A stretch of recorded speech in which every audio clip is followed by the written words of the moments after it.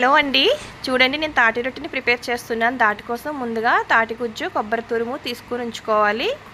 దీంట్లో బియ్యం రవ్వ అండి, ఇది బియ్యం రవ్వ పట్టించి ఉంచుకున్నాను. కొబ్బరిలో ఇది బెల్లం అండి, మిక్సీ పట్టిన బెల్లం. నేను మొత్తం వేసేస్తాను. రుచికి సరిపడా చూసుకుని వేసుకోండి. ఎక్కువ స్వీట్ తింటే ఎక్కువ వేసుకోండి. రవ్వని కొంచెం కొంచెంగా వేసుకుంటూ కలుపుకోవాలండి. ఒకేసారి వేస్తే రవ్వ ఎక్కువ అయిపోతుంది, బాగుండదు.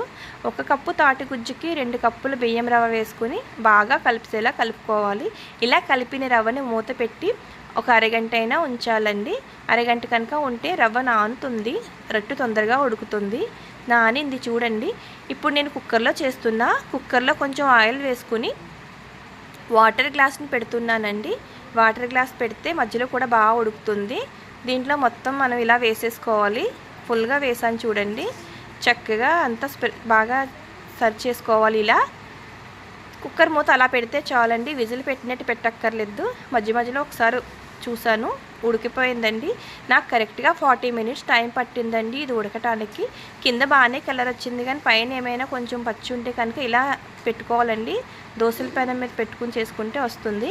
చూసారా మన తాటి రొట్టె ఎంత బాగా వచ్చిందో, చక్కగా కేక్ లాగా చక్కగా ఇలా కట్ చేసుకుని పీసెస్గా పిల్లలకి పెడితే చక్కగా తింటారు. తాటి రొట్టె చాలా బలం కూడా అండి. Thank you.